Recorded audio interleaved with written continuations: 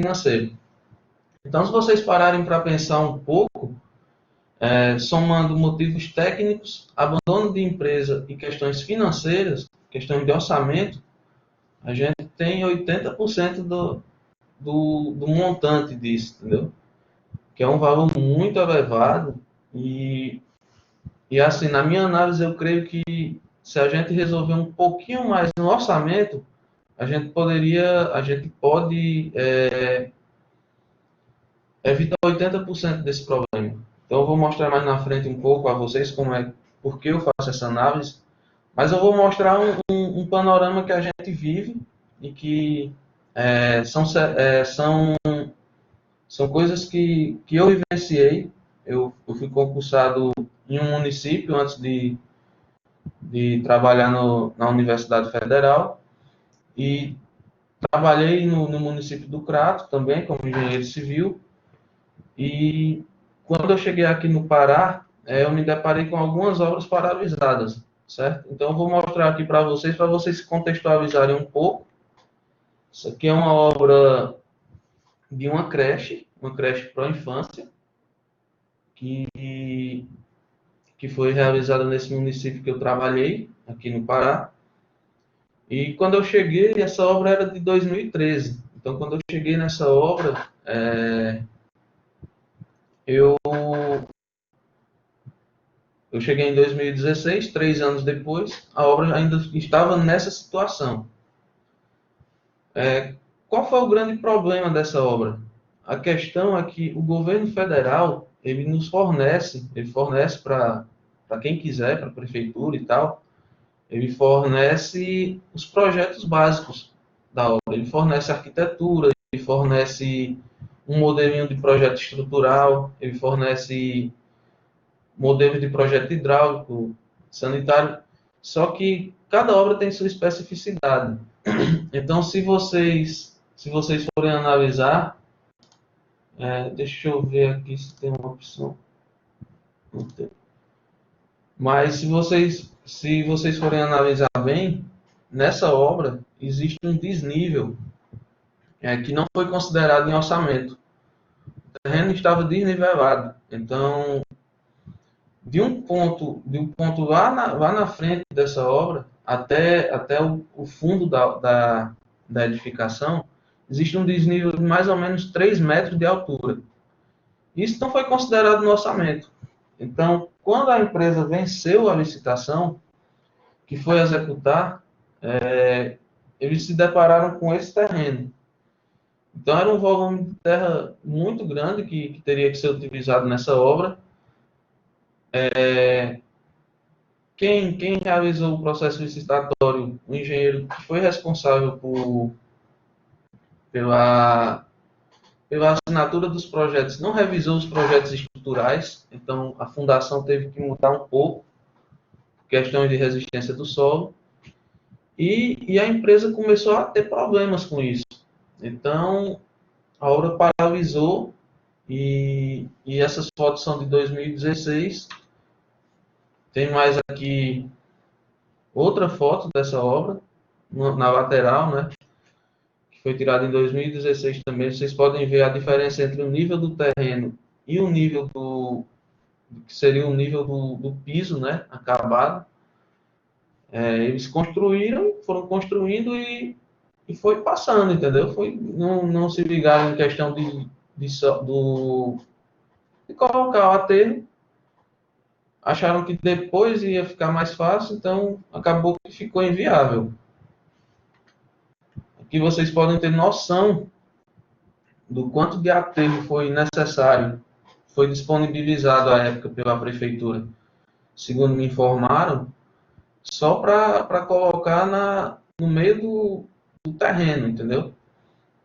Então você vê que um problema que você poderia ter resolvido na parte de orçamentação, que não foi resolvido, ocasionou toda uma paralisação de uma obra e como é que eu posso dizer, problemas para a população em geral, porque isso é dinheiro nosso que está sendo investido e a população podia estar usufruindo disso e acaba que não usa porque se tornou um elefante branco. Aqui tem mais uma foto. Essa foto foi tirada 2 anos depois, mostrando como é que está o terreno, como é que está a obra. Quando eu tomei posse nesse concurso que me passaram essa obra paralisada, eu tive que fazer relatórios, tive que fazer um estudo para ver quanto tinha sido pago a mais ou a menos, e acabou que houve um pagamento a mais da obra, a empresa recebeu em torno de 50 mil a mais, foi embora com esse dinheiro, e a obra ficou paralisada, e hoje, em 2020, eu ainda tenho informações de que a obra continua paralisada. Outro exemplo aqui também são essas quadras cobertas, né, com vestiário do FNDE, que também é um projeto fornecido pelo Ministério da Educação para executar, só que o problema aí não foi nem a questão de aterro, né? Pode ver, o terreno é plano e tal. O problema dessa obra foi que o orçamento, ele não foi, juntamente com o orçamento, não foram fornecidas as memórias de cálculo de cada serviço e insumo. Então, acabou que foram realizadas medições e o engenheiro não conferia essas medições, a equipe não conferia e começaram a pagar serviços em duplicidade. Então, nesse município existiam duas obras semelhantes, que são as obras que são dessa quadra, né? Essas duas obras dessa quadra, e que foi recebido em duplicidade, por cada obra foi pago em duplicidade, em torno de 200 mil reais. Então, você imagina que uma quadra dessa tenha, vamos supor que tem uma área de 400 metros quadrados, por exemplo, a área final dela é 400 metros quadrados de piso, e foi pago 800, sem mais nem menos. Então, isso mostra um pouco do descaso também, de questão de erro de orçamento. Você para pensar que lá no ponto que o cara estava orçando, ele não analisou o projeto direito, ele não fez memória de cálculo. Então, você para ver que um erro lá atrás veio tornando uma bola de neve e paralisou duas obras de quadras que iriam estar ajudando a população, né? Aqui mais uma foto dela, desse descaso. Essa obra também eu tive que fazer um estudo, gerar relatórios e, e disponibilizar isso para a prefeitura para dar entrada no Ministério Público, para informar da situação das obras. Ela continua parada até hoje, isso é de 2016, essas fotos, entre 2016 e 2018, continua parada principalmente porque foi dada entrada junto ao Ministério Público desse problema. Então, existe todo um trâmite para voltar essa obra. Então, vai ter que ser feito um estudo para recuperar a estrutura, vai ter que ser feito um novo orçamento, e isso demanda tempo e demanda também uma resolução judicial do processo. Nesse mesmo município também nós temos unidades básicas de saúde, tipo 2, que são fornecidas pelo Ministério da Saúde, os projetos. Aí você olha e você vê, está quase concluída a obra, tá quase finalizada. Mas aí você vê que a parte externa tá faltando a entrada, né, as rampas. Aí quando você vai para a parte interna, você vê essa situação. Também teve problemas de orçamento, de especificações. Quem elaborou o orçamento, né, e quem elaborou as especificações não especificou certas coisas direito, e principalmente na questão da fiscalização, porque o fiscal permitiu serem executados serviços que não contemplavam na planilha de orçamento. Por exemplo, esse serviço aqui. Isso é o telhado, pasmem, isso é o telhado da edificação. E Esse telhado foi especificado com telha plana. E eles executaram em telha de fibrocimento e não chegaram a fixar essa telha na madeira. Então, aqui no Pará, chove basicamente todo dia. Então, a água começou a infiltrar, bateu o vento, levou telha, a água começou a ficar empoçada nessa laje e, e começou a descer pelo prédio, infiltrar, causar o surgimento de muitas patologias. Então, a gente vê a importância de um engenheiro civil acompanhar de verdade o processo de elaboração de projetos, orçamentos e fiscalização. Então, se não houver um, um grau mínimo de qualidade nesse acompanhamento, a gente vai ter muitos problemas como a gente está vendo hoje, né? Hoje a gente vive uma situação de pandemia em que em muitos estados faltam hospitais. Por exemplo, uma UBS dessa em um município viria a calhar muito bem. Então, isso mostra mais uma vez a importância da nossa profissão e de a gente realizar um trabalho sério. Não só pegar um projeto que é fornecido pelo governo e simplesmente replicar sem fazer uma análise criteriosa, entendeu? Então, a gente pode dar uma analisada nessas semelhanças entre essas obras paralisadas. E as semelhanças são as seguintes. O primeiro fato é projetos com pouco detalhamento. É culpa do Ministério? Não, não é culpa do Ministério, não é culpa do governo.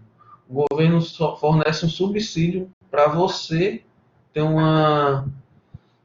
poder fazer uma análise mínima de projeto. Para você ter um encaminhamento. Então, você tem que pegar o projeto, tem que projetar em cima daquele projeto. Você tem que corrigir algumas coisas. A estrutura você tem que rever, porque isso varia de local para local. Você tem que ver as nuances da edificação para a sua região. Por exemplo, aqui, no clima amazônico, você tem que ter beirais extensos. Já no Nordeste, já não tem tanta necessidade de ter um beiral tão extenso. Então, você tem que analisar bem os projetos. Como consequência de projetos com pouco detalhamento, a gente tem orçamentos mal elaborados e mal detalhados, né? Então, isso é um problema do orçamentista. E você realiza todo o processo licitatório com projeto pouco detalhado, com orçamento mal elaborado, juntando a uma fiscalização ineficiente, porque também ela vem com problemas lá do orçamento, porque a fiscalização ela tem que prezar pela qualidade da obra. Mas a partir do momento que o orçamento está mal especificado, está mal feito, as especificações técnicas não são boas, o cara vai começar a se embananar na obra. Então, tudo isso causou a paralisação dessas obras. Agora, se vocês analisarem bem, o orçamentista ele vai estar no meio desse processo. É ele quem faz o meio de campo entre o projeto e a execução. Basicamente, o orçamentista, além de orçar, ele vai ter que ter uma experiência na análise de projetos e saber como é que executa determinado serviço. Então, se ele tem uma experiência nessa análise de projetos, ele poderia muito bem encontrar um erro e voltar no projetista e dizer, olha, projetista, essa obra ela tá com problema, esse projeto está com problema, a gente tem que corrigir isso, tem que corrigir aquilo. O projetista iria detalhar bem melhor se tivesse esse feedback do orçamentista. E no momento da execução, o orçamentista iria fornecer ao fiscal todos os subsídios necessários. Então, se vocês pararem para pensar naquele slide que eu mostrei, que basicamente 80% das obras são paralisadas por erros de projeto, orçamento e abandono de empresa, se o orçamentista tivesse entrado em contato com o projetista, trabalhando e tivesse trabalhando junto com o fiscal da obra, se ele tivesse, se existisse esse feedback entre eles, provavelmente esses 80% de obras não estariam paralisadas. Então, por isso que eu quis focar um pouco nessa questão de orçamento de obras públicas, da nossa importância, da importância do engenheiro civil em um serviço público, principalmente para execução, fiscalização e elaboração de projetos e orçamentos no serviço público, porque isso traz um retorno à sociedade. E eu acho que o mais importante da nossa profissão é isso, é esse retorno que a gente tem que trazer para a sociedade. Então, eu queria dar uma pincelada um pouco mais na questão de orçamento. Talvez alguns de vocês já tenham uma boa experiência, mas sempre surgem dúvidas. Eu trabalho há 7 anos nisso, tanto elaborando projeto quanto orçamento e fiscalização, mas ultimamente eu venho mais trabalhando com orçamento e elaboração de projetos. E, como é que eu posso dizer? Isso é de extrema importância. Então, sempre surgem dúvidas, sempre a gente tem que estar consultando livros, referências. Então, eu vou tentar passar o máximo possível de informações que eu adquiri ao longo desses anos. Vou disponibilizar esse PDF para vocês, como uma forma de consulta, quando vocês tiverem alguma dúvida. E, dando sequência a isso, a gente tem aqui que falar um pouco sobre a responsabilidade técnica do orçamentista. Isso também como é que se diz? É regulamentado, né, por aquela lei a 5.194, que regulamenta a nossa profissão. E ele informa que a elaboração de orçamento é uma atividade tecnicamente complexa, que tem que ser elaborada, deve ser executada por um profissional legalmente habilitado, que no caso seria um engenheiro. Pode ser engenheiro civil, eletricista, mas tem que ser legalmente habilitado. Então, só existe uma condição de se montar um orçamento detalhado e fidedigno ao projeto, se esse projeto tiver um grau mínimo de detalhamento, um grau suficiente de detalhamento para que se possa estimar o custo das obras. Mas, segundo o TCU, isso como é que eu posso dizer? Isso é poucas vezes observado em projetos básicos de engenharia. Entenda o projeto básico não como uma coisa básica, uma coisa simples, mas para a lei das licitações, projeto básico é um projeto que serve como base para tudo. Então, muita gente tem essa mania de dizer assim, é um projeto básico, é uma coisa simples. Não, não é.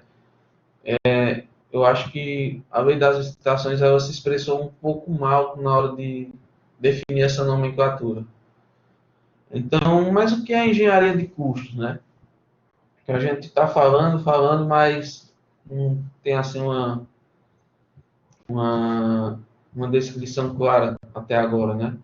Então, segundo o José Marcos Ferreira Vicente, que é um ex-presidente do Instituto Brasileiro de Engenharia de Custos, engenharia de custos é o ramo da engenharia que estuda os métodos de projeção, apropriação e controle de recursos monetários necessários à realização de serviços, que constituem uma obra ou um projeto. Você pode ver também que o Limer, que é uma das referências na questão de orçamento, ele diz que é a determinação de gastos necessários para se realizar um projeto, de acordo com um plano de execução previamente estabelecido e os gastos esses traduzidos em termos quantitativos. Então, também tem outra questão que muitas vezes a gente acaba se confundindo e tal, que é a questão do custo e do preço. Muita gente acha que custo e preço são a mesma coisa. Na verdade, o custo é tudo aquilo que onera o construtor, é tudo aquilo necessário para você realizar um serviço.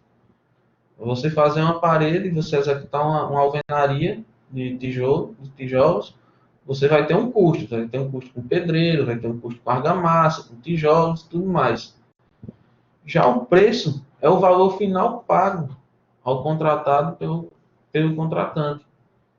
Então, como é que eu posso dizer? Você tem uma empresa e o cara me contratou para executar uma alvenaria, uma parede. Você teve um custo para executar aquilo, mas ele vai me pagar, além do custo para executar aquilo, uma bonificação a você, porque você tem que ter lucro, entendeu? Então, custo é algo necessário para você executar o serviço. E preço é o valor que você vende aquele seu serviço, entendeu? Então, o orçamento ele tem algumas características, que são as três características do orçamento, né? Que são a especificidade, a temporalidade e a aproximação. Por especificidade, você pode entender que é aquilo que eu disse. Cada orçamento tem sua especificidade. Aquele projeto que o governo federal disponibiliza, ele pode ser diferente. Ele é o mesmo projeto, mas no orçamento ele vai mudar de lugar para outro. Por exemplo, o terreno não era plano, então existia um desnível de terreno. Outra questão que você pode ver que a especificidade é, por exemplo, para eu executar uma obra de uma creche aqui no Pará, por mais que eu use o mesmo projeto, vai ter custos diferentes do que eu executar no Ceará. Porque, por exemplo, no Ceará existe muita brita, já que no Pará não existe brita. Na região metropolitana de Belém, no Nordeste paraense, não existe brita, eles trabalham com seixo. Então, se eu fizer um orçamento, disser que no meu orçamento vai ser brita, aqui no Pará não vão executar a obra, porque a brita, se for para conseguir, eu tenho que trazer de outro estado, vai onerar muito a obra. O orçamento também tem uma característica que seria a temporalidade, ou seja, o orçamento que eu faço hoje, ele tem uma validade, ele não é uma coisa que ele é eterna a validade desse orçamento. Eu fiz um orçamento para uma obra em 2018, se eu for tentar executar ela com o mesmo preço que eu executei hoje, basicamente vai ser impossível executar, porque o preço varia, o preço sobe, alguns insumos deixam de ser utilizados porque surge uma tecnologia nova. Então, tem toda uma nuance nisso. E tem a questão da aproximação, que o orçamento ele nunca vai ser preciso. Você sempre vai chegar em um valor aproximado no final, ao final, porque é aquilo que eu venho dizendo, o preço varia das coisas. Então, o custo varia. Então, por exemplo, se eu estimo eu vou fazer uma residência por R$ 500.000, e eu digo que as portas vão custar R$ 30.000, por exemplo, pode ser que semana que vem o valor das portas suba muito. Então, não é mais R$ 30.000, ela vai a 50 mil. Então, por isso que o orçamento tem essa característica que é de aproximação. Você não vai chegar, quando você orçar, você não vai chegar no valor exato da obra. Você vai chegar num valor aproximado. Então, conforme esse grau de precisão, o orçamento pode ser de três tipos. Ele pode ser uma estimativa de custos, ele pode ser um orçamento preliminar, ou então ele pode ser um orçamento definitivo ou mais detalhado. Estimativa de custo, como diz, é um chute. Então, você está estimando ali, olha, vai ficar mais ou menos esse valor. No preliminar, você já tem mais informações que permitem você chegar um pouco mais perto desse valor final da obra. Já no definitivo, você tem mais eficiência ainda. Entendeu? Seu orçamento estará muito mais próximo. Então, tem essa planilha aqui, tabelinha que mostra um pouco da margem de erro admissível para cada tipo de orçamento. Como vocês podem ver, a estimativa de custos, ela tem uma margem de erro admissível de mais ou menos 30%. Ou seja, você está estimando, você não tem a obrigação de ser preciso nisso. Já quando você vai para um orçamento mais detalhado, você tem uma margem de erro de mais ou menos 5%. Então, você bem mais perto. Só que para você chegar no orçamento mais detalhado, você tem que ter um projeto mais detalhado. Você vai ter que ter algumas coisas mais detalhadas.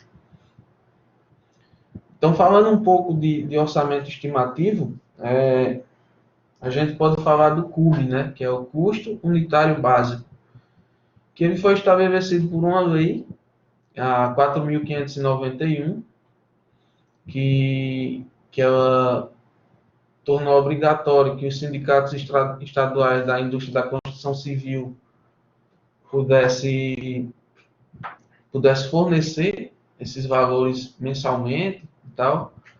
E a metodologia de cálculo de estimativas de valores ela é realizada pela NBR 12.721 de 2006. Então, esse CUB, ele nos permite ter uma primeira referência de custo da obra em si. Mas vocês devem ficar atentos que ele não representa o custo parcial da obra. O custo parcial da obra, ele representa apenas o custo parcial da obra, e não o global. Então, existem algumas nuances que você deve levar em consideração quando for fazer um orçamento estimativo desse. Por que ele não representa o custo global? Porque ele não leva em conta alguns itens, como, por exemplo, a execução de fundações especiais, rebaixamento de lençol freático, que pode haver. Às vezes você vai construir um prédio que o nível do terreno, nível de água do terreno é muito alto, então você precisa fazer um rebaixamento desse lençol e o CUB não leva em consideração.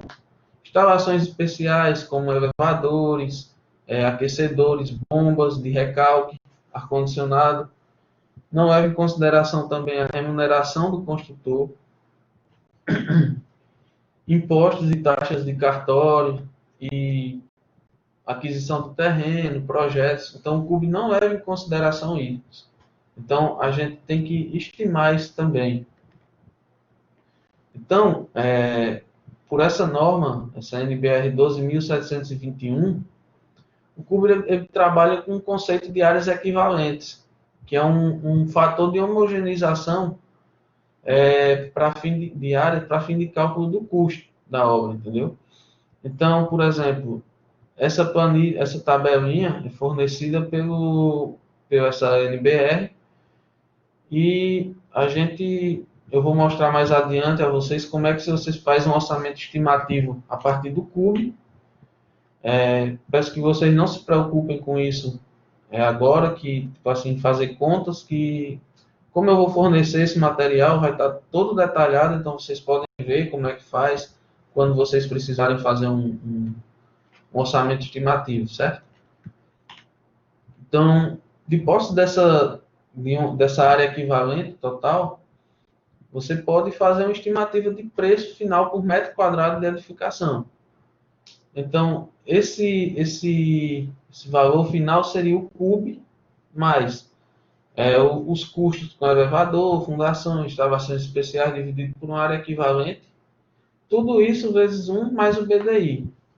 O BDI aqui você entenda como o lucro da empresa. O lucro, alguns impostos que a empresa tem que pagar, umas despesas indiretas que ela sempre tem, entendeu? Então, como é que eu utilizo o CUB, né? O CUB, você pode acessar o site do CUB, né, que é www.cub.org.br. E eu tirei um print aqui dessa tela inicial do CUB, que mostra como é que você vai ter acesso, né? Então, se você clicar nesse item vermelho aqui que eu marquei, que é esse CUB por metro quadrado estadual, ele vai me direcionar para outra página, onde você vai selecionar o estado que você quer, qual o setor da construção civil, qual a indústria da construção civil que você está analisando. Você vai escolher o relatório que você quer, no caso, você escolhe a tabela de cubo por metro quadrado, valores em real por metro quadrado. Você pode escolher o ano, o mês que você quer, e se é com ou sem desoneração de mão de obra. Então, quando você gera um relatório em PDF, ele vai baixar um arquivo, que abrindo esse arquivo você vai ter aqui essa página. Se eu não me engano, ele tem 2 ou 3 páginas, mas essa é a página inicial. Então ele fala aqui que para projetos padrão residencial. Então ele divide em faixas de padrão, que é o padrão baixo, padrão normal e o padrão alto. E tem essas codificações. Então, para cada uma codificação dessa, ele tem um valor. Por exemplo, uma obra de padrão normal, do tipo R1, o metro quadrado dela custa R$ 1.405,21. Como é mostrado aqui nessa... Não sei se vocês estão podendo ver, mas eu estou passando o mouse. É mostrado aqui. Então, o que seria esse R1N normal, né? Seria uma residência unifamiliar de padrão normal, que a representação média seria uma residência de um pavimento, com 3 dormitórios, sendo um suíte com banheiro, possui banheiro social, sala de estar, circulação, cozinha e área de serviço, com banheiro e varanda. Então, o CUB ele fornece para vários tipos de obras, até mesmo galpões e tal. Então, você pode estimar vários custos. Então, como é que é feito isso? Eu vou passar aqui um exemplo, né, de como é feito isso. Vamos supor que a gente tem uma residência unifamiliar, um pavimento, um padrão de acabamento médio, então seria essa R1N, que tem um custo de R$ 1.405,21, como é mostrado aqui nesse slide. Então, essa casa tem uma área total de 400 metros quadrados, que é subdividida da seguinte forma. Temos 40 metros de garagem, 60 metros quadrados de varanda, 20 metros quadrados de área de serviço, 80 metros quadrados de terraço e 200 metros quadrados de sala, quarto e demais dependências com área padrão. Então, a gente tem que homogeneizar essas áreas a partir daquela tabela, né, que a norma fornece. Então, a garagem que tem uma área real de 40 metros quadrados, a partir daquela tabela, o coeficiente dela é 0,5. Então, a área efetiva dela é de 20 metros quadrados. Áreas privativas, o coeficiente é 1, então 200 metros quadrados de área real vai ter 200 metros quadrados de área efetiva. As varandas, que tem área de 60 metros quadrados e coeficiente de 75, 0,75, vai ter uma área efetiva de 45 metros quadrados. Então, quando a gente faz toda essa metodologia de cálculo, a gente vê que uma residência que tem, no real, 400 metros quadrados, na verdade, tem uma área efetiva total de 299 metros quadrados. Então, como a gente sabe que é uma edificação do tipo R1N e custa R$ 1.405,21, basta multiplicarmos esse valor por metro quadrado vezes a área da edificação, a área efetiva total. Então, essa edificação teria um custo de R$ 420.157,79. Mas isso ainda não leva em consideração fundações, remuneração do construtor e tudo mais. Então, supondo que esse imóvel construído, a empresa cobrou uma remuneração, uma bonificação de 25%, e que as fundações custam R$ 25.000, projetos, taxas de emolumentos e cartorários custam R$ 20.000, então a gente pode chegar num valor estimativo final da obra, que seria a soma dessas quantidades multiplicadas por 1,25, os 25% de lucro da empresa. Então a obra teria um valor final de R$ 581.447,24.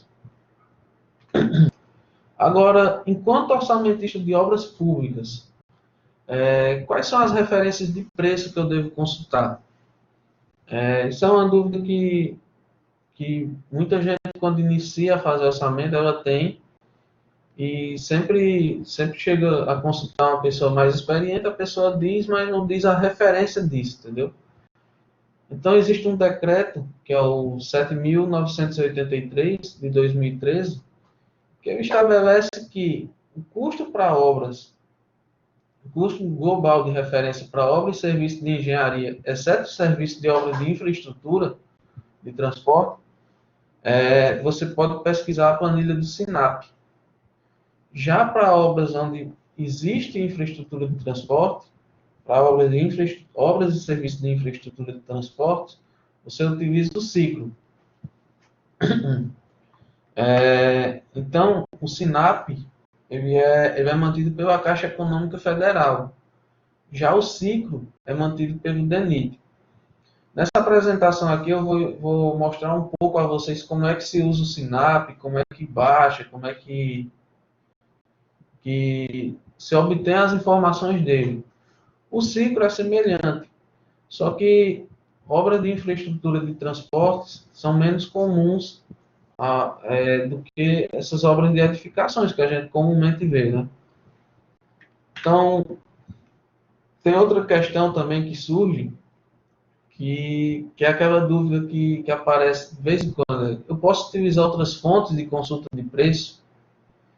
Aquele mesmo decreto, ele permite que você possa utilizar outras fontes de preço, desde que sejam reconhecidas e tenha um reconhecimento, digamos, nacional. E na ausência dessas publicações técnicas especializadas, você pode criar o seu, desde que você faça uma pesquisa de mercado e comprove isso, comprove que esses valores são aceitáveis. Então, aí, quando você vai para a pesquisa de mercado, você vai ter que fazer uma inferência estatística disso, você vai ter que fazer no mínimo 3 cotações de preço e vai ter que fazer uma inferência estatística sobre isso, saber se vai utilizar média ou mediana. Então, são coisas que ficam a seu critério. Então, indo um pouco para o SINAP, né? Vocês vão poder ter acesso ao SINAP, a planilha do SINAP, a partir desse link que tem aqui. E nesse link, quando vocês clicam, vocês vão ter acesso à referência de preços e custos, documentações técnicas, demonstração de uso do SINAP, cadernos técnicos, entre outros documentos, manuais que ensinam você a orçar, basicamente, a estimar alguma coisa, a fazer orçamento.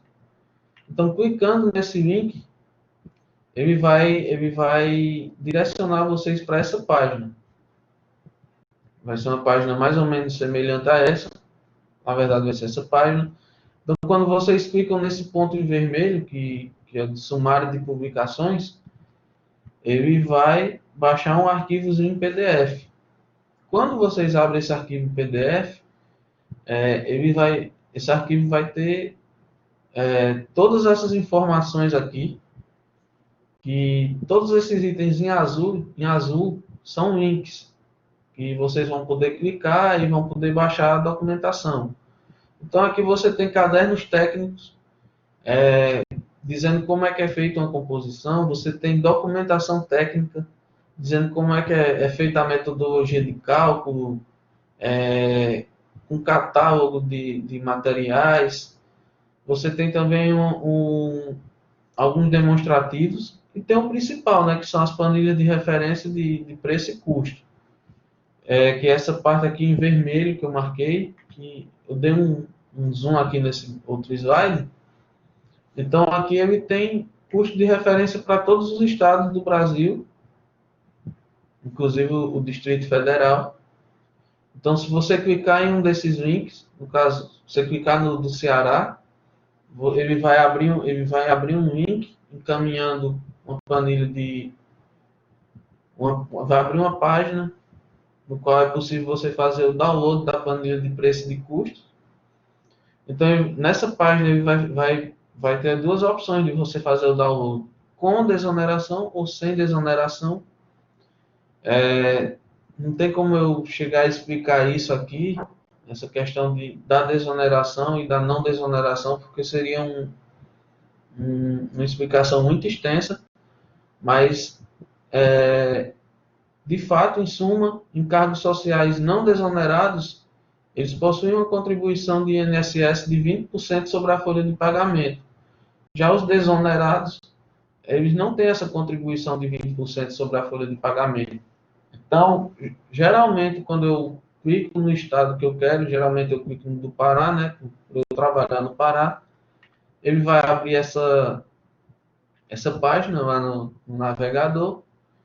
Então, tem aqui mostrando quais as planilhas disponíveis para você baixar. No caso, você vai baixar as mais recentes, né? Porque você vai fazer um orçamento de coisas mais recentes. Você tem que ser utilizar as referências mais recentes possíveis. Então tem aqui a com desoneração de abril de 2020 e a sem desoneração para abril de 2020. A partir do momento que você clicar nesse item azul, seu computador vai fazer o download desses arquivos diretamente. Então é só você extrair, que vai ter tudo lá fornecido. Então você vai partir para o seu orçamento de fato. Aí vem aquela dúvida: eu utilizo um orçamento com ou sem desoneração para uma obra pública? Para a obra pública, sempre é buscada a proposta mais vantajosa para a administração. Então, existe metodologia de cálculo de BDI, que é essa bonificação que é paga à empresa. Isso é regulamentado por um decreto também e por um acórdão TCU, que ensina a calcular isso. Também não vou entrar muito nessas informações, porque é um negócio muito detalhado, iria demandar muito tempo, mas se vocês tiverem dúvidas sobre isso, eu posso fornecer material para vocês, planilha com cálculo que eu criei. Então, você vai fazer um orçamento com desoneração, e sobre esse orçamento você vai aplicar um BDI com desoneração, que você calculou, e você vai ter um preço final com desoneração. Depois você vai fazer o mesmo orçamento, agora sem desoneração, e aplicar um BDI não considerando a desoneração. Então você vai ter um preço final não desonerado. No fim, você vai utilizar o menor dos dois. Essa é a regra na administração pública. Ela quer a proposta mais vantajosa para ela. Então, a mais vantajosa sempre vai ser a mais barata. Então, aqui, se a gente for abrir a planilha do SINAP, que a gente baixa, né, o arquivo, você pode ver aqui nesse ponto em vermelho que eu marquei, que ele diz se é uma planilha desonerada ou não desonerada. No caso dessa planilha, ela é desonerada. Então, aqui ele mostra os encargos sociais de horista e mensalista. Diz aqui também a data de referência, né, da planilha, qual é a referência técnica dela, nesse aqui em vermelho. Aqui ele mostra a abrangência, né, que no caso seria nacional, porque o SINAP é reconhecido nacionalmente.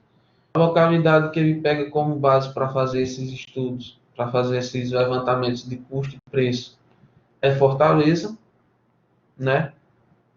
E ele diz qual é a forma de cálculo desses valores. Geralmente o SINAP usa a mediana, né, dessas estimativas. E ele mostra aqui uma legenda, dizendo se o insumo ele é coletado mesmo, se a Caixa Econômica foi em cada fornecedor e perguntou o preço, pediu o preço dele, e tirou a mediana desses valores. Se é uma composição atribuída a São Paulo, que a gente deve se preocupar muito com isso, que quando é um valor atribuído a São Paulo, é sinal de que a Caixa não conseguiu cotar esses valores no estado de referência. Então você vai ter que realizar uma cotação disso. Ou se é um coeficiente de representatividade. Esse coeficiente de representatividade, como o nome diz, a Caixa Econômica ela não vai, tipo assim, o SINAP tem 5.000 itens que ele faz mensalmente essa consulta de preço. Só que ela não vai consultar os 5.000 itens, porque é muita perda de tempo. Então, elas pegam o item mais representativo, por exemplo, a tubulação, eles pegam a tubulação de 20 milímetros. Então, eles sabem que existe uma proporção de custo entre a tubulação de 20 milímetros e as demais tubulações. Então, ele pega só o valor da, da tubulação de 20 milímetros e multiplica isso pelas outras proporções, então ele acha os outros valores. Aqui tem um desenho. Tem a pasta, né, o arquivo aberto do Sinap. Eu abri uma página qualquer dessa planilha de referência para mostrar uma coisa que a gente sempre confunde quando a gente está iniciando na questão de orçamento. E que no começo eu sofri também isso, que era a diferença entre uma composição e um insumo. A composição, ela é formada de vários insumos e composições. Eles são elementos que relacionam a descrição, a codificação e a quantificação de insumos e ou composições auxiliares empregados para se executar uma unidade de serviço. Então, tomando como exemplo essa composição de alvenaria de vedação de blocos vazados de concreto, de 9 por 19 por 39, o Sinap ele fornece também uma opção de você abrir essa composição. Então, quando você pesquisa ela, que ela é, como é conhecido, como é chamado no nosso linguajar aberta, ela vai ter mais ou menos essa cara. Ou seja, aqui é a composição sintética e aqui nós temos uma composição analítica. Ou seja, para essa alvenaria aqui, de vedação de blocos vazados de concreto, quando você abre a composição dela, ela é formada por composições, representando o item C, e insumos, representados pelo índice I. Então, quando você abre ela, essa composição, você vê que para executar essa alvenaria, você precisa de pedreiro, de servente, de blocos de vedação de concreto, de argamassa, de tela de aço soldado e de pino de aço com furo. Então, ele fornece tanto essas composições como as descrições, a unidade em que é mensurado esse serviço e um coeficiente. Então, para eu executar 1 metro quadrado de alvenaria, eu precisaria de 0,72 horas de pedreiro. Precisaria de 3,5 unidades de bloco de vedação, que é o insumo em si. Precisaria de 0,008 metro cúbico de argamassa, 0,78 metros de tela soldada e 0,0094 centro de pino. Ou seja, eu precisaria de um pino, basicamente, para 1 metro quadrado. Já o insumo é diferente. Quando eu falo insumo, eu estou falando da unidade que vai compor isso. No caso, para esse bloco de vedação de concreto, a unidade custa R$ 1,60. Enquanto nesse aqui, o metro quadrado custa R$ 44,63. Por quê? Porque eu não estou falando da unidade do bloco, eu estou falando para executar o metro quadrado do bloco de alvenaria. Então, muitas vezes, quando você vai orçar, existem itens que você olha e diz assim, meu Deus, eu não sei o que é isso. A dúvida sempre vem. Então, como é que eu procedo quando eu não sei o que é uma coisa, né? Quando eu não sei, eu nunca ouvi falar desse insumo ou dessa composição. Geralmente a gente pesquisa no Google, mas o Sinap, ele fornece uns manuais que permitem você descobrir o que é, entendeu? O Sinap, na verdade, ele é mais seguro do que você usar o Google em certos momentos. Então, para vocês saberem isso, vocês têm que ir naquele arquivo que eu disse que você baixa. E tem esse item aqui, fichas de especificação técnica de insumos. Então, quando você clica nesse arquivo, vai para uma página e vai direcionar para uma página que você vai abrir. Essa página vai fornecer basicamente essas fichas técnicas de insumo. Aí você vê que tem o arquivo 1 e o arquivo 2. O arquivo 1, ele considera os insumos da letra A até a letra G. Já o arquivo 2 considera os insumos do arquivo H até a letra Z. Então você baixa os dois, aí você vai olhar, por exemplo, vamos supor que eu não sei o que é essa tela de aço soldado galvanizada. Eu sei que o código dela é o 34557. E eu sei que ela começa com a letra T. Então, simplesmente eu vou lá naquele arquivo que eu baixei e boto para pesquisar o código 34557. Então, ele vai ter aqui ele vai mostrar o que é essa tela, vai dizer como é que ela é produzida, para que é que ela serve, como é a forma de fornecimento, a unidade de cálculo, vai dizer as normas técnicas que referenciam isso. Então, você vai ter um grande subsídio para você fazer um orçamento. E aqui eu estou mostrando um pouco dessa questão, né? Quando você vai fazer um orçamento e tem, por exemplo, esse assentamento de tubo de concreto, e quando você olha a origem do preço, você vê que ele é atribuído a São Paulo. Então, é atribuído a São Paulo, você tem que fazer uma cotação de preço. Então, para dar uma finalizada aqui nessa apresentação, fica aquela dúvida, né? Quais são as peças técnicas necessárias para o orçamentista apresentar, né? Para se licitar uma obra. Não só público, mas privado também.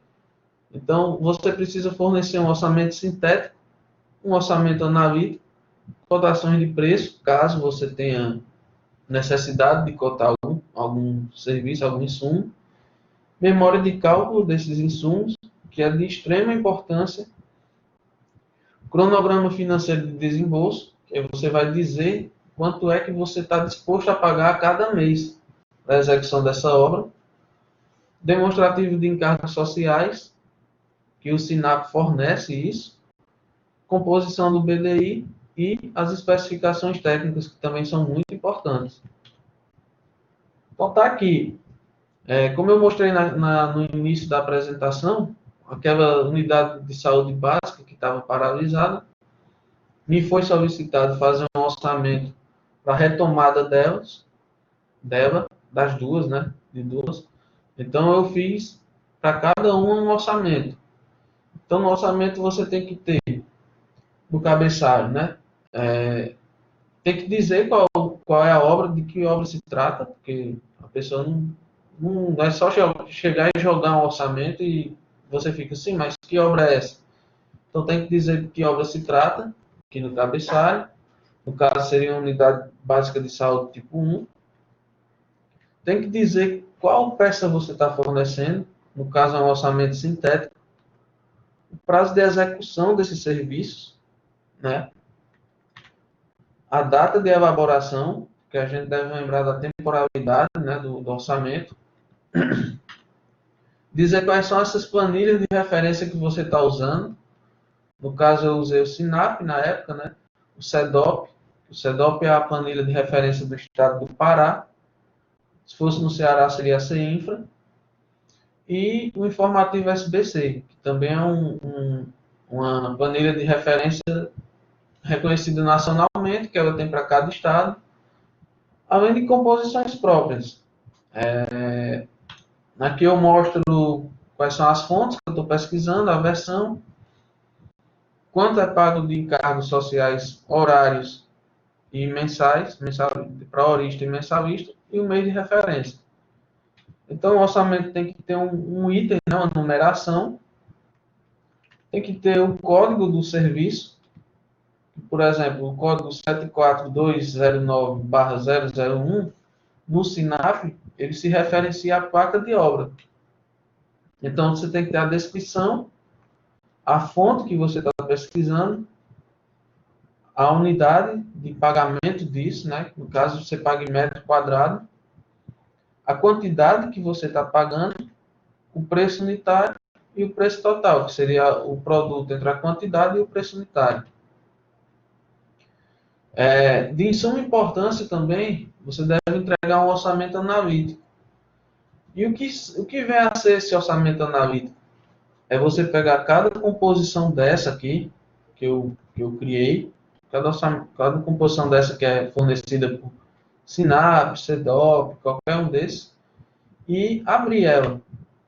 Então, por exemplo, para a placa de obra em chapa de aço galvanizado, eu vou precisar de sarrafo de madeira, peça de madeira nativa, placa de obra, prego de aço polido, carpinteiro, servente, concreto magro. Por que isso é importante? Porque muitas vezes o construtor ele não quer seguir o que é especificado. Então, eu já cheguei em obra que estava lá dizendo placa de obra, o orçamento estava mal especificado, só dizia que era placa de obra, que o pagamento era em metro quadrado. Só que nas especificações técnicas, a placa era de aço galvanizado e o cara executou uma placa de lona. Aí eu disse, não, olha, isso aqui é de lona, você executou de lona, mas na especificação pede aço galvanizado. Ele executou uma coisa mais barata e ele queria receber o valor de uma coisa mais cara. Então sempre dá essa confusão. Então por isso que é interessante você fornecer o orçamento analítico. Outra coisa é um modelo de coleta de preço. Caso você precise fazer, você faz um modelinho desses, vai em cada fornecedor, cada loja, bota o código de descrição e pede para o cara botar o preço. Então ele assina, data isso, carimba com o CNPJ da empresa e você tem que fazer no mínimo 3 cotações dessa coleta de preço, para depois você fazer um tratamento estatístico e definir qual o valor que você está disposto a pagar por isso, por esse insumo. Tem também a memória de cálculo, que é muito importante, que isso também dá muita dor de cabeça, que muita gente negligencia, só bota os quantitativos no orçamento, mas não bota uma memória de cálculo. Então, por exemplo, não vou falar como foi, mas, por exemplo, eu já cheguei numa obra que dizia que a área da placa de obra era 4 metros quadrados. E era de 2 por 2. O cara fez de 1 por 4. Aí ele veio contestar, não, eu fiz de 1 por 4, é 4 metros quadrados. Não, mas o que está pedindo no orçamento é 2 por 2. Então você não pode pagar por uma coisa que não está no orçamento, que não está especificado direito. Tem também um cronogramazinho de desembolso que você tem que apresentar, dizendo quanto você está disposto a pagar por mês e como vai ser realizado aquele serviço. Os encargos sociais, né, que o Sinap fornece, tem a planilha lá fornecendo. Basta você imprimir a planilha e colocar lá, porque isso é lei, entendeu? Então não tem o que você mudar. E um modelozinho de memória de cálculo de BDI, que aí entram uns dados de recomendações do Acórdão 2622, que ele pede para você analisar, você calcular o BDI da obra. Então ele manda seguir essa formulação aqui, não sei se vocês estão podendo ver. Então você segue essa formulação, você vai decidir em qual quartil você está trabalhando, né? Esses quartis aqui, esse primeiro quartil, o médio e o terceiro quartil, eles são tabelados e eles variam em função do tipo de obra. Se é uma construção de edifício é um, se é construção de rodovia é outro, de rede de abastecimento é outro, e assim por diante. Então você vai dizendo qual quartil você faz um estudo e define qual quartil você vai trabalhar. E na parte de tributos, você tem que prestar atenção no imposto sobre serviço de cada município, que varia de município para município. Então, no caso, você tem que se informar sobre o Código Tributário do município para saber quanto é o ISS para de obras para aquele município. Então, você tem que fornecer isso também. E por fim, você fornece especificações técnicas. Então você diz como é que vai ser executado, como é que vai ser fixado o serviço, como é que vai ser pago. É outra questão também que comumente acontece, porque já aconteceu comigo de eu ir ver um serviço e o critério de pagamento do piso, por exemplo, era em metro cúbico. Daria 0,001 metro cúbico, por exemplo. E o cara estava cobrando o piso em metro quadrado. Então, vamos supor, daria uns 3 metros quadrados. Então, se eu fosse pagar em metro quadrado, e não em metro cúbico, como estava especificado lá na planilha, ia sair bem mais caro. Então, a gente sempre tem que dizer qual é o critério de pagamento desse serviço.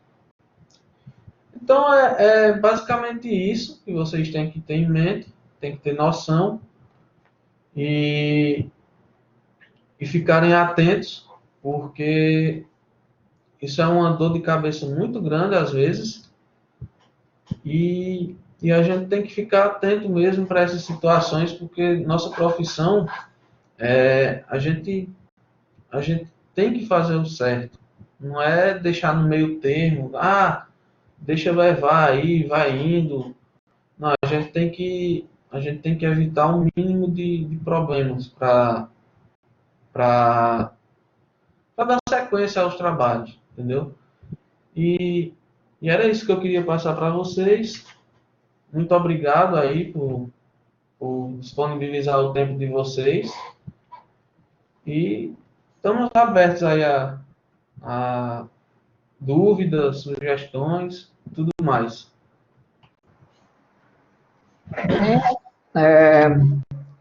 Agradeço novamente o engenheiro Cícero Dantas e os alunos que quiserem perguntar, é só sinalizar, pode perguntar pelo chat ou abrir o microfone também. Vamos aproveitar, fazer comentários, fazer perguntas, fiquem à vontade.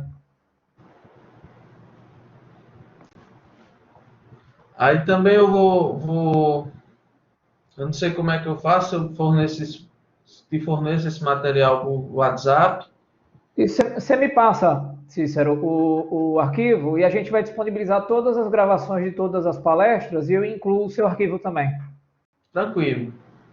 Tá? Para que eles tenham acesso. Pessoal, ninguém quer perguntar nada, tão tímidos assim, não acredito. Ninguém em engenharia civil é tímido?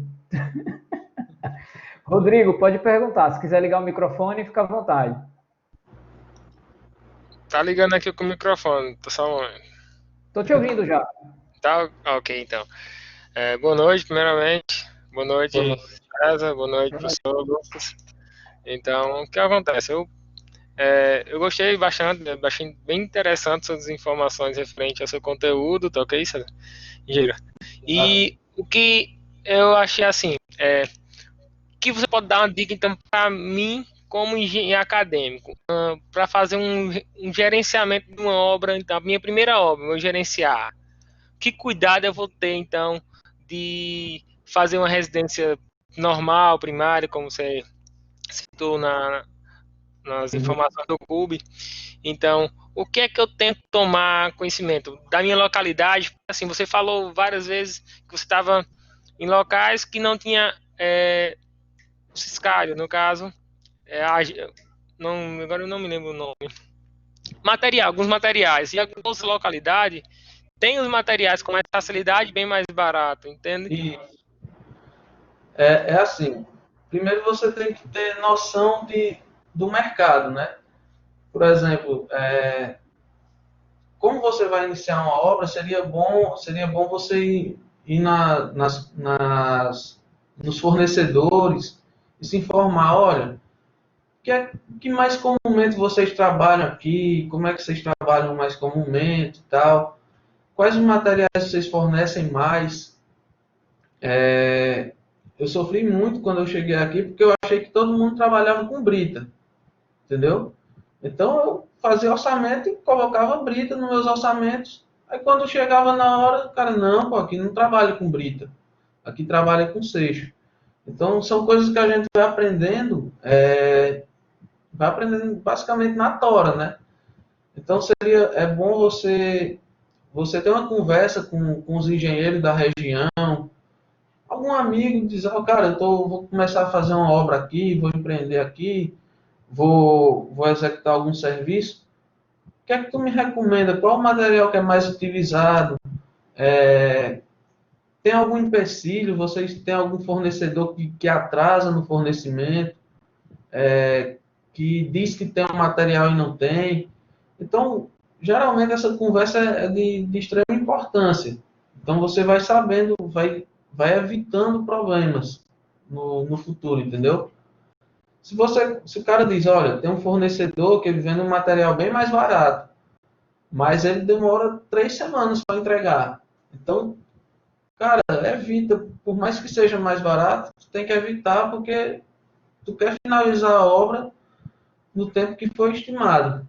Por exemplo, teve uma obra que eu fiz que o cara me vendeu granito com um preço muito bom, só que ele me passou 2 semanas para me entregar o granito. Então, todo dia eu ligava para esse cara e pedia para esse cara me entregar e ele dizia que estava tendo um problema, que quebrou alguma coisa, que o cara executou errado. Então, são problemas que, quando a gente vai iniciar, é bom a gente conversar com alguém que já trabalha na região, ou então conversar mesmo com os fornecedores, entendeu? De materiais de construção, para saber como é mais ou menos.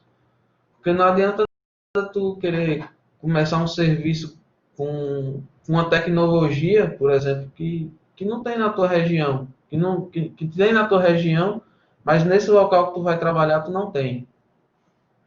Não sei se é isso se Essa era essa. mesmo, essa mesmo. É a questão mais de conhecimento. Se a gente fazer parceria com outras empresas no ramo de construção, na área de material de trabalho, seria mais bacana, então, porque a gente teria um tempo mais hábil para a entrega da obra. Isso mesmo. Sempre parceria, porque isso ajuda muito, entendeu? Isso facilita muito o teu trabalho e vai evitando certos contratempos. Tem a pergunta agora do Diego Muriel. Diego, boa noite. Pode perguntar. Boa noite, professor. Boa noite, engenheiro Cícero, que trouxe a palestra para a gente aí. É um assunto muito importante, né, para os dias de hoje. Mais do que nunca, né, pela forma que o mercado vem se comportando, cada vez mais exige essa parte minuciosa do orçamento para que não aconteça obras em um cunho em que poderia ser executada com 10 mil, você termina não planejando e fazendo essa mesma obra com 50 mil, né? Porque o mercado hoje está osciloso, né? Então, só complementando aí a questão do nosso amigo Rodrigo, que fez a pergunta, em uma das disciplinas que a gente paga, um professor falando sobre esse assunto, dependendo do porte da obra que ele queira executar, sempre é interessante fazer o reconhecimento da região, né, como você falou, para entender se ali existe uma jazida do material, se aquele material realmente existe ali com a qualidade necessária para a execução da obra, se não existe, né, para que a partir daí ele possa tomar a decisão de iniciativa do orçamento dele, né? A minha pergunta é sobre a questão de que sempre que às vezes você vai no Sinap, eu não sei se eu vou saber me expressar da forma correta, mas acho que você vai entender onde eu quero chegar. Essas tabelas, normalmente, elas têm um valor, eu não sei se o termo correto é esse, mas é meio que um superávit, né? É como se ela fosse um valor de 10, ela tivesse com 20% a mais em cima ali dentro daquela tabela. E como você poderia identificar esses produtos baseados na tabela, de acordo com o mercado, o que o mercado da região está oferecendo? Seria só por meio de licitações mesmo, informação, ou a gente consegue levantar um outro tipo de arquivo que a gente não precisa estar sempre ligando para uma empresa e outra para comparar, para saber se a tabela do Sinap ela não está com um valor muito agressivo, que normalmente é assim, né? Um valor às vezes acima ou alguma coisa desse tipo, baseado na região de construção. É porque assim, isso é uma análise que eu faço, né? Primeiro que eu vejo alguns problemas no Sinap, porque o Sinap ele pega valores, ele pega custo de obras que estão em execução, de obras e serviços, né? Que estão em execução. E, infelizmente, muitas vezes algumas obras, né? Elas têm essa questão do desvio de dinheiro. Então, a obra chega a ser superfaturada, tem um valor muito diferente do que realmente é. E ainda tem um problema de que, pela experiência que eu adquiri, quando eu chego para fazer cotação de preços como uma pessoa física, como Cícero César Ferreira Dantas, os fornecedores me dão um valor. Agora, quando eu chego como uma pessoa jurídica, como um engenheiro da universidade, com papel timbrado e tudo mais, eu percebo que os caras me dão um valor totalmente diferente e acima. Então, isso já começa aqui a um problema. Infelizmente, ou felizmente, a gente é obrigado a utilizar o Sinap. Só que aí, se você percebe que aquele preço está muito acima do que comumente é utilizado no mercado, você pode justificar. Ou você faz a cotação, né? Ou então você pode usar outras planilhas, como aquele decreto informa. Quais planilhas seriam essas? No caso do Ceará, você pode usar o CINFRA, né? Que é a mais utilizada e que eu acho que tem um preço bom. Eu utilizei muito ela. O informativo SBC também, para o Ceará. Só que o informativo SBC é uma planilha que ela é paga. Você tem que pagar uma mensalidade nela, entendeu? Então, eles disponibilizam os valores bem, bem próximos da realidade mesmo. Só que é uma planilha paga. Então, acho que, se eu não me engano, é mensalmente ou anualmente você tem que pagar uma quantia. Agora, em questão de orçamento para a obra pública, a gente tem sempre que seguir o Sinap. Não tem jeito. A gente só vai para outra planilha se não existir no Sinap. Por mais que o preço do Sinap seja alto, é porque também eles levam em consideração não o valor do mercado em si. Eles pegam de vários pontos, de vários locais, e a partir disso eles fazem um estudo estatístico e tiram a mediana disso. Então, por isso que tem essa gordura que chamam, né?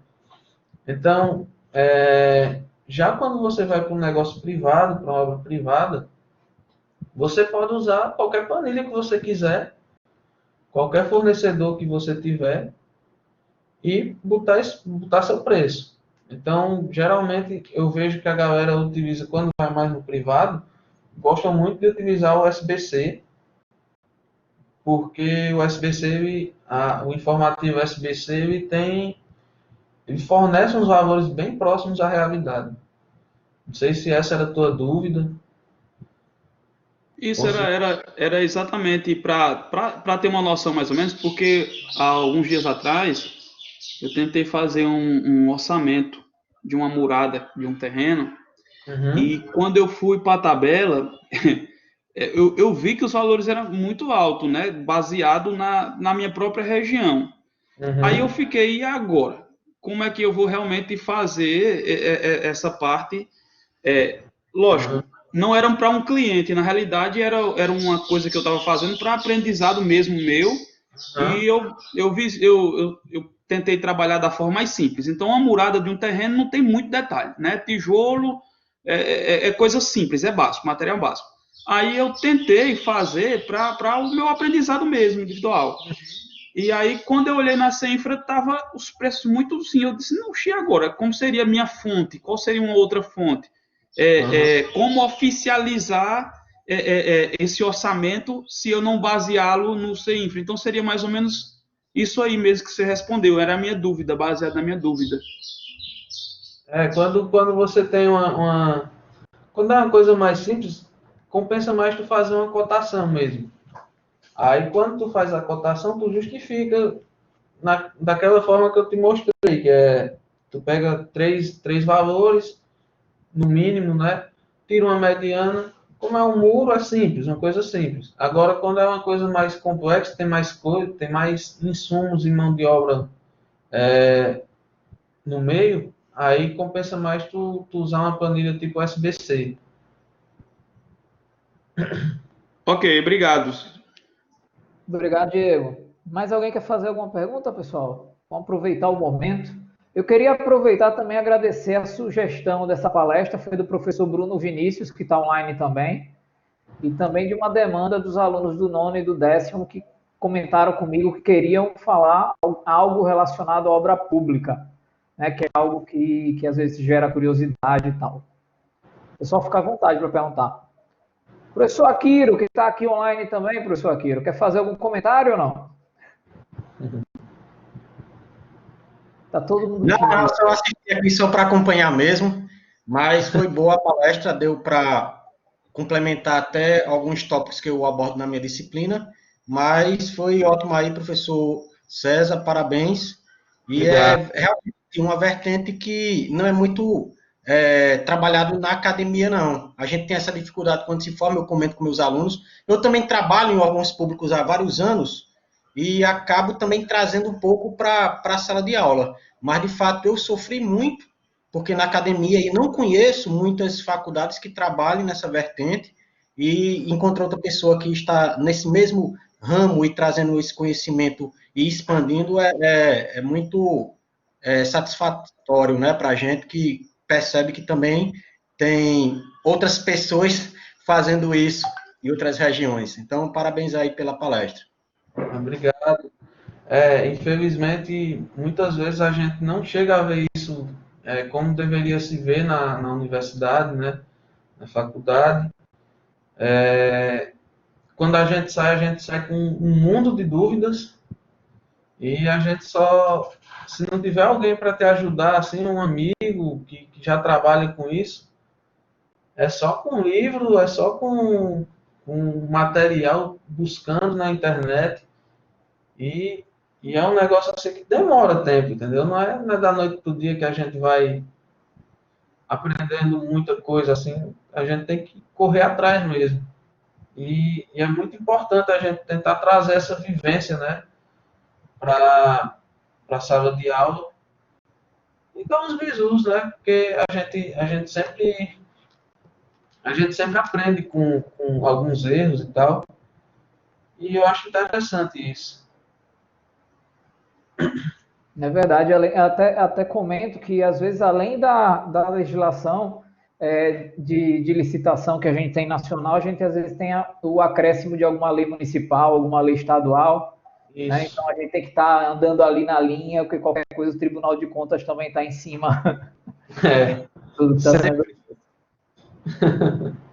Pessoal, mais alguma pergunta para o nosso convidado? Tranquilo, todo mundo tinha, senão eu vou me despedir dele, pessoal.